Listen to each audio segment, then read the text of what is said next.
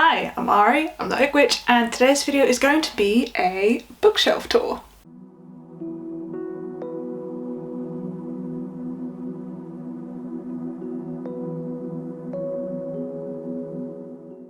The last bookshelf tour that I did was quite a while ago, so I thought I'd bring you this video today to go through my books because it's changed quite a lot in recent years, and I don't know, I love talking about books, so I thought I would go through it with you today, so let's just dive in. So all of my books are kind of placed on these shelves here, which yes, they are like the cheapest ones that I could find on Argos.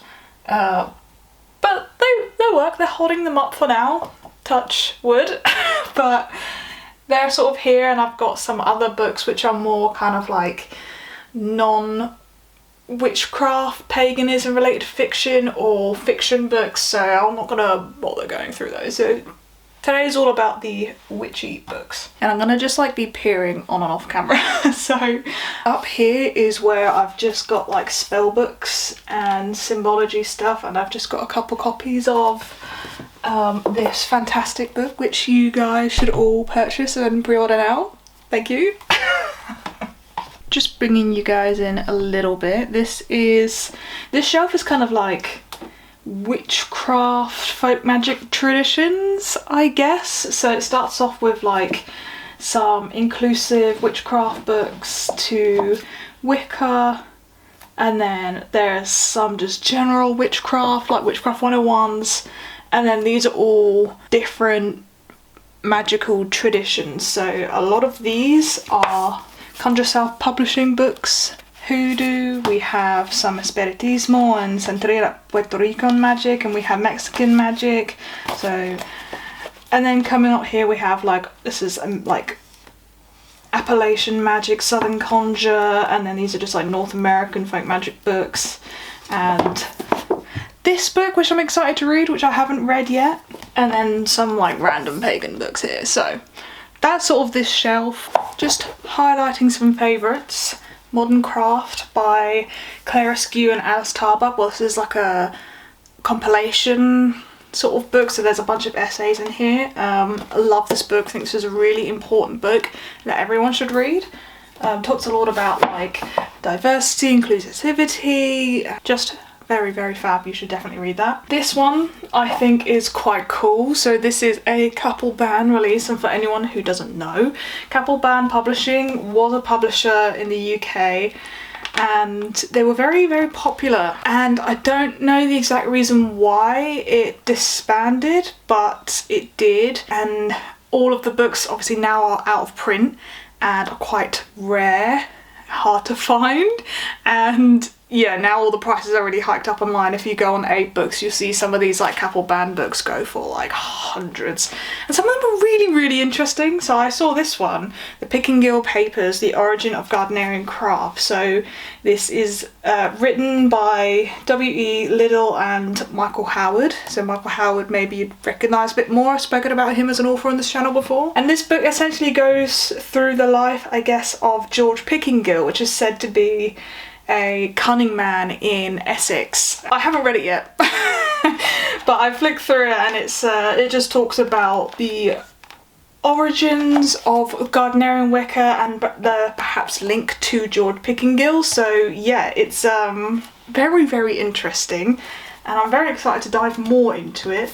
Natural magic, this is, I guess, just a favourite because I like read it when I was quite young, and it sort of like reminds me of my mom, so yeah, like that's kind of like a favourite of mine. And as I showed before, these 2 books on Mexican magic, so this is Magia Magia by Alexis Arredondo and Eric Labrado, and Blood of Brujeria by the same authors, and this talks about just like authentic traditional Mexican magic. So this is more on like cursing and like defense, like protection magic, and this is more just general Mexican magic. So interesting, really fun books, really interesting. So if you want to just like educate yourself on this type of magic, yeah, I definitely recommend checking these out. Very cool. So there's the favourites of ones I have already read on the shelf, but ones that I guess I'm really excited to read, like I got this recently, Queen of All Witcheries by Jack Chanek. So I really like Jack Chanek. I think he has some really good ideas and conversations on his YouTube channel, and I read his Kabbalah for Wiccans book, which I still struggle to wrap my head around Kabbalah, I will be honest. Like, but that book, I read it as an audiobook, so I don't have the copy of it, but it did help explain some of the concepts and its ties to like Western esotericism and obviously relation to Wicca. So I think it is a very valuable book, one that I think I'd probably have to read a few times to really get like a decent understanding of. Llewellyn very kindly sent me this book and I'm very excited to read it, and I will be giving a review of it eventually, but obviously I need to read it first. So yes, look out for that. I'm gonna be a bit more off camera for this one because it is like at a really awkward angle. But these are all essentially general magic. So there's different magical topics. So starting here, there's more general magic. We've got some Maoran, some Adon Wakta, and then this is into like different types of magic. So candle magic, like elemental magic, protection magic, planetary magic. This is quite an interesting book for planetary magic, hermeticism focused. That's very interesting. Then it goes into like plant magic, and then this at the very end is like the Wheel of the Year, festivals type of books. So yeah, that is this shelf. Highlighting some favourites, I have to immediately go to Dream Witchery. I'm very biased, but this book is a really lovely book, which I am this way through, and it's all about dream witchery, so dream magic relating to traditions from South America. So it's written by Elohim Lefar, and I actually contributed to this as well. So I gave a little article. Here it is, that's me. Yeah, so I'm really enjoying it so far. Again, this is another book that Llewellyn sent me, so I will be doing a detailed, in-depth review of this. I really enjoy it so far. I think it's really good for not just talking about South American traditions, but an introduction to dream magic in general. So I think it's really good for that as well. So don't feel like you can't read it and get something out from it because you're not, you know, a part of any South American heritage or traditions or whatever. Like, it is really good for like an intro into dream magic already, but I haven't like finished it yet, so obviously I still got a lot to absorb and take in. So yeah, moving on, I guess another book to highlight, which I guess this doesn't get talked about enough, this book, Occult Botany by Paul Cédire, I don't know, but it's this is an old French occult text that was translated, I don't know when this was published, 2021 this was published. So it was basically translated and edited into this book, and it is so good. It is so interesting. Not only does it have like this is a book I spoke about in one of my videos before, but it has like a whole collection of different plants, very sort of like encyclopedia style, but it also has a sort of front section talking about literally like botany, herbalism, and specifically occult botany. So it's really interesting. So I definitely recommend this book if you're looking for something which is like Scott Cunningham's book but better. So yeah. This is going to be me for most of this video, by the way. This is another Capel Band book, which I'm very excited to read. I think it looks very like, oh, Wicca is ancient religion type stuff, but you know, it looks fun. It talks about British folk customs relating to, you know, I guess the Wheel of the Year, but just yearly customs and festivities, celebrations. So I'm excited to see how good or how bad it is. So this is another cheap Capel Band find, so that's always exciting for me because I am obsessed. But yeah, so that's this shelf. So I've scooched you down on a little bit more. So this shelf probably right now is my favourite, and it is essentially grimoire stuff, traditional witchcraft, folk witchcraft, and then it starts to go into the British witchcraft books that are also down below. So yeah, some of my favourites, and I'm going to zoom you in. Starting here, my absolutely lovely Eric Perdue translation copies of Agrippa's 3 books of occult philosophy. So I actually managed to grab them for cheaper than they are usually, because it has like a faulty box. So, and I was like, you know what, I don't mind, I'll take a faulty box, like, it's fine. And I get them cheaper. So yes, very, very good. They are one of those classic texts that people should read. You don't have to spend hundreds on this version. There are translations free online. But again, I do need to go through these properly. So like, I do need to get off my arse and actually read them. But I flicked through them and I've, like, you know, used them as reference. And I do really like this translation. I think it is obviously really nicely laid out. Like, it's really pretty. But I also think it's very easy to understand. Some of the ones that I've read online are a bit like... So yeah, if there's any books to invest in, I would recommend these. This grimoire is a lot of the foundational ideas for lots of occult traditions, even witchcraft, and many people don't realise it. So get reading into your grimoires, because they are very important. So speaking of, yeah, going into the grimoires, this is a very good book, which again I'm yet to finish. My more recent grimoire acquisitions are these 2 lovely books that both my mum and sister got me for Christmas. Love them very much because they know me so well. And yeah, it's David Rankine's Grimoire Encyclopedia. So this book is essentially like the ultimate reference guide for grimoires. Literally is just, I mean, it's not really like a sit down and read front cover to back book. It's not really that type of book, but it is a really handy reference book. All the tables and going through the different grimoires and the spirits. Yeah, absolutely fantastic. And it comes in 2 volumes, so this is the 2nd volume. And yeah, this goes through some correspondences, again, tables of text, just boatloads of information. And it is just so valuable. So valuable. If you want to get serious in your grimoire stuff and you're like expanding your knowledge, I would recommend this book. Rest of these books on the shelf is traditional witchcraft, so some in here which I've spoken about before. Another funky Capelban release, which I've yet to actually really open up this book and read it, so it's interesting. I love Capelban books because they always have like amazing covers. Like, they just don't make covers this goofy anymore. I just love it.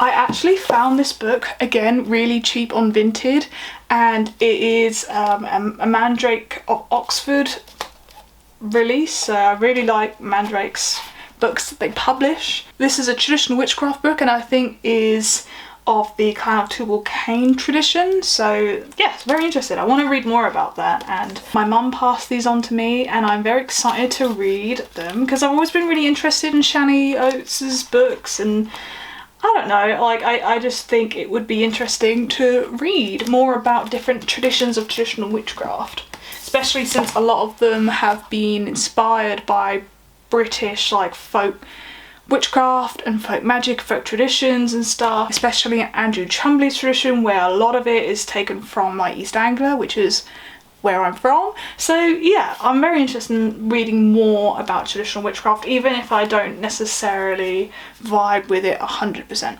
Anyway, moving on, stepping more into folk witchcraft and beginnings of some British witchcraft books. George Hare's Barbarous Words, which I did a review on for my last video. And another one I would like to highlight, Path of the Moonlit Hedge. So this is, I guess, about animistic witchcraft, so maybe more like folk witchcraft. And Path of the Hedge Witch, which again feels very folk witchcraft to me. So yeah, I'm excited to get into these two as well. The old adage of just needing to read what you have and stop buying more books. So I'll learn eventually. And the last shelves down here, these are all British witchcraft books, and this is still British witchcraft and then goes into a bit of history and spirit stuff over there. So let's focus on here. So here we have, starting with East Anglian magic, my favourite, my practice, thought it fitting to start the shelf off with that. So yeah, we've got some folklore books. A lot of these books I have spoken about before on my channel. Again, I thought I'd highlight this lovely Capelban release. This is one that I got recently, which I wanted to highlight because it is so fun. Like, it is essentially a book of East Anglian like folk tales, folk legends, and it's sort of laid out in like a comic book form, and it's really interesting. It's really nicely written, and I just really think you should support it and go buy it if you're interested. By Chris Spalton. I think this is a self-publish book, and yeah, it is amazing. I hope that he makes more of this stuff because I loved it. I just literally bought it at my local bookshop and I actually just fell in love with it. So yeah, really enjoyed that. This is another East Anglian favourite of mine, Folklore of East Anglia by Enid Porter. So this is quite an old book, and yeah, it's just full of valuable information about East Anglia, very good stuff for research. I won't linger too much because I could just talk about this for ages. So yeah, there it is. East Anglia going into Suffolk, Norfolk, and then there's some Essex. There's Pendle Witch books here, and then this is like southern England, this is the New Forest. This is then going into Cornwall and Devon, so yeah, Gemma Gary, Steve Patterson, and then this is just more general folklore stuff really. So gotta highlight this one because another cheap vintage find. Catherine Briggs books, you just can't buy them anywhere for cheap, and I saw this and I thought, oh my god, yes, I just need to get it. And it is, yeah, it's just such a valuable book. All of her work on British fairies is so foundational for study and research, and yeah, I just love it. Okay, I'll pick two books to highlight, otherwise I will be on this shelf for ages. This book, the Watkins Book of English Folk Tales by Neil Phillip, and the foreword by Neil Gaiman, which is cool. This is a gorgeous book. Look how it shines, and it is just full of English folk tales. Just a bunch of stories, and I've read through some of them and they're just so lovely. Yeah, I just think it is amazing. You know, to list out some that you might be familiar with: Jack and the Beanstalk, Tim Tit Tot, Snow White, Story of Mr. Fox, The Hand of Glory, and some others that I've just never heard of before. So it's just really lovely. I just thought, yeah, when I saw this had come out, I just had to get it immediately. So yeah, very, very cool. And then, of course, I got to shout out the British Folklore Bible. That is this book. Oh, it is gorgeous. I have spoken about this book before again, and it is another just absolutely invaluable book on British folklore. It goes region by region, and of course my favourite is the Witch County, the Witch Country even, which is essentially East Anglia. I absolutely adore this book. It is another one of those books that sells for quite a lot of money online, but if you're in the UK, go hunt your local charity shops, your used bookstores. A lot of people find them really, really cheap. So just always worth having a look in your charity shops for things like this, for folklore books, all these old books which people spike up the prices online so much because people online shop and they take advantage of that. Go look in your charity stores, your used bookstores. They are there if you hunt for them. Sometimes they're not, but you know, you will be surprised. Anyway, moving on to the last shelf. Do a little zoom in on here. So again, just getting straight to it. This is English Magic. I've spoken about these books before. This is a new one I got actually. I'll show you this one. So this, again, a Capelban release that I got on Vinted. Angels and Goddesses, Celtic Christianity and Paganism are in Ancient Britain by Michael Howard. I haven't really had the chance to go through this book in depth, but it does look like this book is essentially about paganism and Christian syncretism. Syncretism? Am I saying that right? I don't know. It seems interesting, you never know. Some Anglo-Saxon stuff here.